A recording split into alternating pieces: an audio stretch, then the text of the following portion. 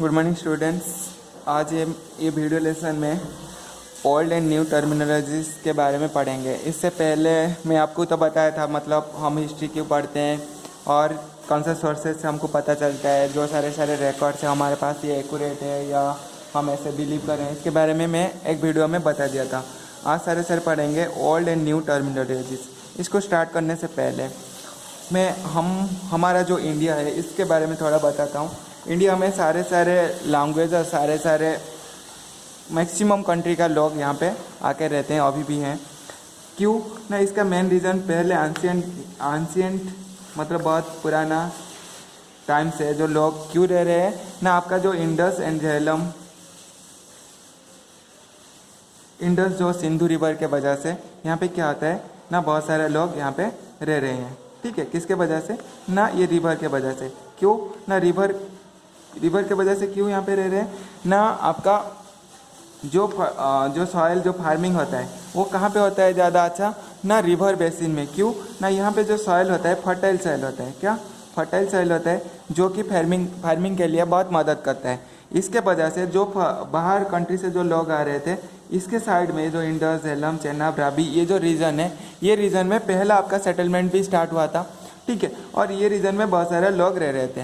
हाँ ठीक है, तो इसके वजह से हमारा इंडिया में क्या होता है ना, बहुत सारा लैंग्वेज भी चलता है, अभी भी बहुत सारा कंट्री का लोग हैं। और इंडिया ऐसा एक प्लेस है, जो भी कंट्री में आएगा, जिस टाइप का भी फूड ढूंढोगे तो इंडिया में मिल जाता है। ठीक है, इसीलिए सबको क्या है ना, इंडिया एक सूटेबल प्लेस बन जाता है।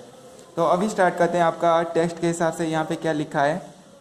बेसिकली इंडस रिवर के लिए यहाँ पे ज़्यादा सेटलमेंट हुआ था। कभी कभी क्वेश्चन आता है किसके वजह से ना, ये जो दोआब रीजन्स होते हैं ना सारे, तो इसके वजह से यहाँ पे सॉइल जो होता है फर्टाइल होता है, फार्मिंग अच्छा होता है।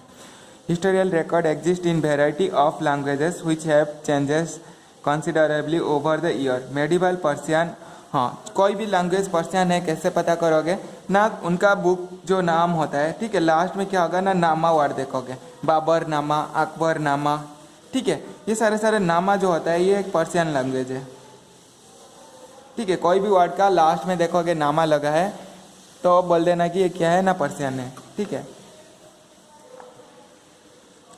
Persians, the difference is not just with regard to grammar and vocabulary, the meaning of word also change over time. India has also been known by diverse names during different period of from Aryans to Bharatvarsh to now Hindustan. ठीक है, यहाँ इसका जो India का नाम पहले भारत था। भारत क्यों था ना, जो हमारा जो भरत मुनि है उनके नाम के हिसाब से, भरत मुनि के नाम से हिसाब से इसका नाम क्या था ना, भारत था। फिर बाद में इसका नाम क्या है ना, ये भरत जो थे वो कौन सा इससे बिलोंग्स करते हैं ना, हिंदू फैमिली से बिलोंग्स करते हैं। ठीक है, और इंडस और झेलम ये जो सिंधु रिवर के वजह से इसका नाम भी हिंदुस्तान भी रखा गया था। और इसको कौन कहते हैं ना, मिनहाज और सिराज। ठीक है, हिंदुस्तान जो नाम चेंज किए थे वो कौन किए थे ना, मिनहाज और सिराज। अभी भी हिंदुस्तान है, इंडिया भी है।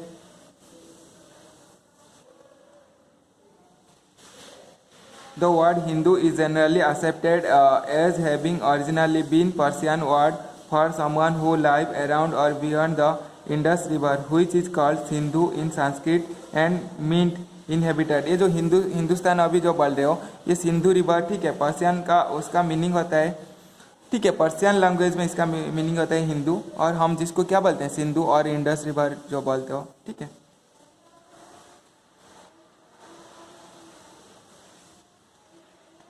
However, when the term Hindustan was used in the 13th century, 1300 साल जो 13th सेंचुरी में इसका नाम क्या रखा गया था, हिंदुस्तान रखा गया था। He used term in a political sense for land that are a part of the dominions of the Delhi Sultan.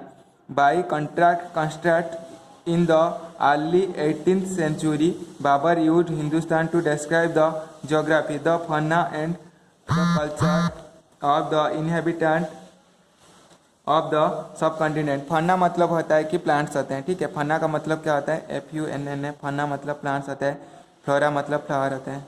ठीक है, ये दोनों साइंटिफिक वर्ड है, फन्ना मतलब प्लांट और फ्लोरा मतलब फ्लावर। ठीक है, ये बाबर ने क्या फना एंड फ्लोरा दो fauna and culture of the inhabitant of the subcontinent, ये दो वर्ड यूज कर रहे थे। 10 different names and terms are used for the Indian subcontinent by Indians, Persians, Greek, Chinese। तो इसीलिए जो जो ट्रैवलर्स आते थे उनका लैंग्वेज के हिसाब से इंडिया का नाम डिफरेंट नाम से रख के चला जा रहे थे। ठीक है, तो अभी क्या पढ़ेंगे ना, sources of the medieval period. क्या क्या सोर्सेस है ना, मॉन्यूमेंट्स होते हैं।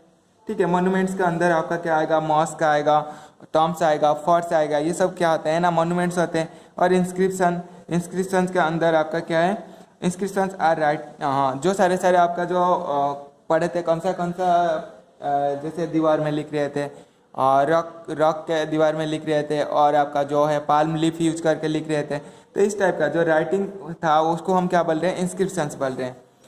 और पेंटिंग्स, आप सपोज है अजंता एंड एलोरा के जाओगे, वहाँ पे आपको क्या मिलेगा, मिर्नाल पेंटिंग देखने के लिए मिलेगा। और सारे सारे जैसे आपको कॉइन सारे मिल रहे हैं, कॉइन से आपको जो सपोज गोल्ड कॉइन मिलेगा। गोल्ड कॉइन मैक्सिमम से मैक्सिमम आपका गुप्ता पीरियड में यूज हो रहा था, गुप्ता पीरियड के बारे में आपको पता चल जाएगा। इस टाइप का ये सारे क्या होते हैं ना, आर्कोलॉजिकल सोर्सेस होते हैं। ठीक है, जो आर्कोलॉजिस्ट होते हैं वो क्या करते हैं ना, सारे डिफरेंट प्लेस को जाते हैं और वहाँ पे जो रीजन है उसका ज़मीन के नीचे जाके देखते हैं, जो सारे इंस्क्रिप्शन मिलते हैं। सपोज आपका कॉइन्स मिलेगा, वो कॉइन्स का कार्बन डेटिंग करेंगे, वो कितना साल पुराना है, ताकि वो ज़माने में लोग कैसे इसको क्यों यूज कर रहे थे, क्या था इसका मीनिंग्स, इसके बारे में उन्हें क्या करते हैं, स्टडी करते हैं।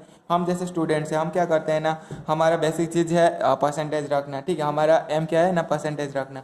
इसीलिए हम क्या करते हैं ना, हिस्ट्री, ज्योग्राफी, पॉलिटी जो सब्जेक्ट्स है उसको हम अच्छे से पढ़ते हैं।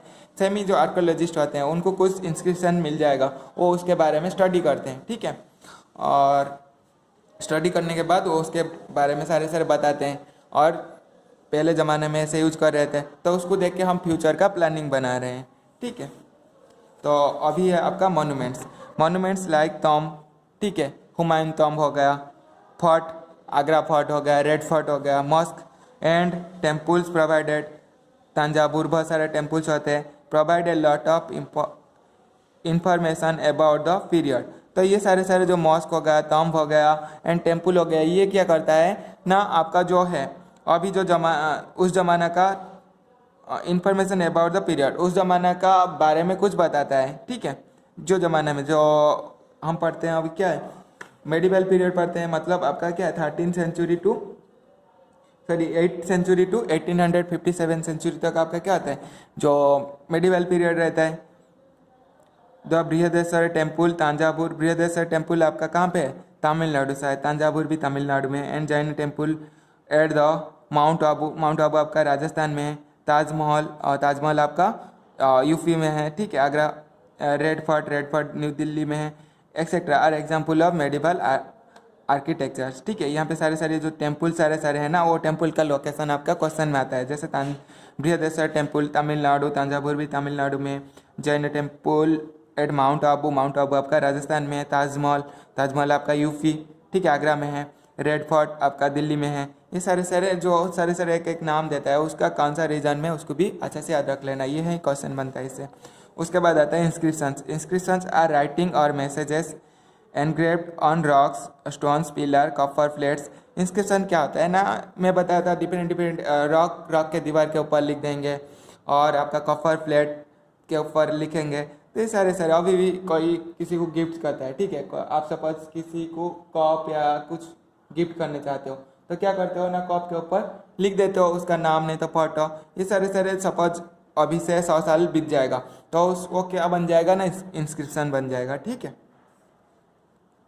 और क्या है, third, these inscriptions we can know about the nature extent of empire as well as the art and architecture flourished under that particular ruler। Suppose आपको अच्छा पेंटिंग मिलेगा, ठीक है, तो उस रीजन में आपको क्या पता चल जाएगा ना, क्या क्या पेंटिंग्स यूज हो रहा था।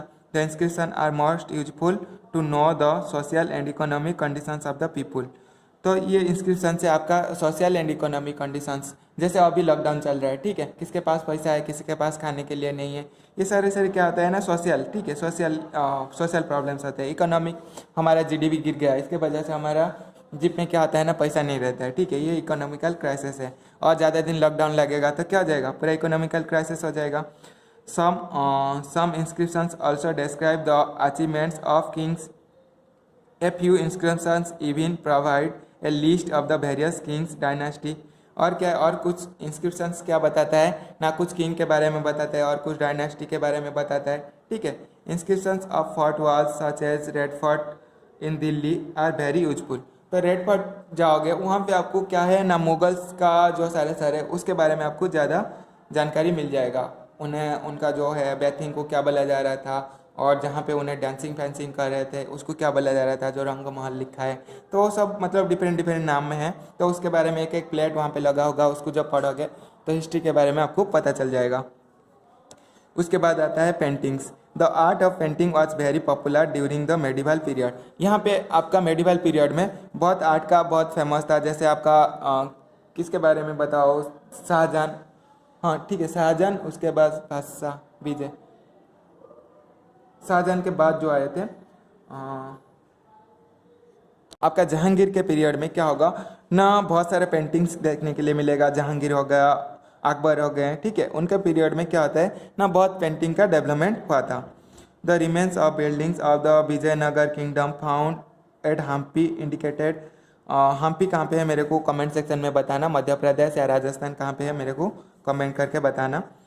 Mughal ruler such as Akbar and Jahangir are great lover of paintings, ठीक है, जहांगीर एंड अकबर में बताया, जहांगीर एंड अकबर क्या होते हैं, great lover of the painting, उनका पेंटिंग बहुत डेवलपमेंट था। They funded the Mughal school of paintings and encourage Persian and Indian art. तो ये क्या कहते हैं ना, ये सारे मुगल थे, वो पहले मुगल पेंटिंग और उसके बाद इंडियन पेंटिंग को भी क्या कहते हैं, स्कूल एंड कॉलेज में सिखाने लगे थे।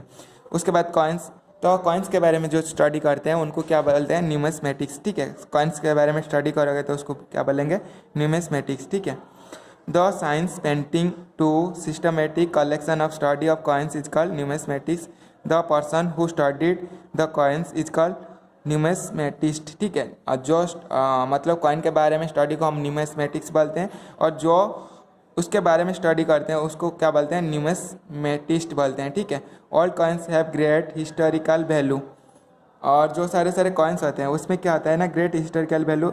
The legends of writing on the coins generally convey the name or title of the ruler who issued the coins and the date of its issue. Some rulers even exhibit the dynastic emblem on their coins. Coins also indicate the economic condition of the kingdom as per the metals used like gold, silver और copper, ठीक है। यहाँ पे क्या होता है ना, coin के ऊपर उन्हें भी क्या कर रहे थे, अभी जैसे हमारा जो कॉइन्स मिलता है उसके ऊपर हम भी डेट मेंशन करते हैं, तो इसी टाइम में भी जो सारे कॉइन्स यूज हो रहा था, कोई कॉइन के ऊपर आपको क्या मिलेगा ना, डेट्स भी मिलेगा, और कोई कॉइन के ऊपर आपका जो किंग्स होते हैं, किंग का फिगर भी देखने के लिए मिलेगा। इसी टाइप का सारे वो क्यों यूज कर रहे थे ना, वो एक कॉइन के रूप से जानने के लिए। सपोज कुछ नहीं रहेगा, ऐसे ही मैं गोल्ड का एक मेटल दे दूंगा, वो कुछ वैल्यू रहता है, नहीं रहता है। जब किंग का सिंबल नहीं तो उसके रुपीज 1, तो ये सब लिख देंगे तो इसका वैल्यू हमको पता चल जाता है कि ये 1 रुपीज़ है और ये डेट में इशू आता, ठीक है, इसीलिए हम डेट इसके ऊपर देते हैं। लिटरेरी सोर्सेस उसको हम और एक वीडियो बना के पढ़ेंगे, ठीक है। ये था सारे आर्कोलॉजिकल सोर्सेस। Thank you. इसके रिलेटेड किसी कुछ डाउट्स आएगा तो मेरे को पूछ सकते हो, ठीक है। इसका मतलब ये इंट्रोडक्शन चैप्टर है, इसीलिए मतलब इसमें इतना मज़ा नहीं आ रहा है। जब एक्चुअल हम टॉपिक के ऊपर चला जाएंगे तो वहाँ पे आपको बहुत अच्छा लगेगा। ये इंट्रोडक्शन होता है ना, इंट्रोडक्शन मतलब क्या है, पूरा ओवरऑल टोटल टॉपिक को कवर करके खिचड़ी बना के यहाँ पे दे देंगे, ठीक है। तो इसीलिए ये क्या होता है ना, थोड़ा अच्छा नहीं लगता है। जब स्टेप बाय स्टेप पढ़ेंगे तो थोड़ा मज़ा लगेगा। Thank you.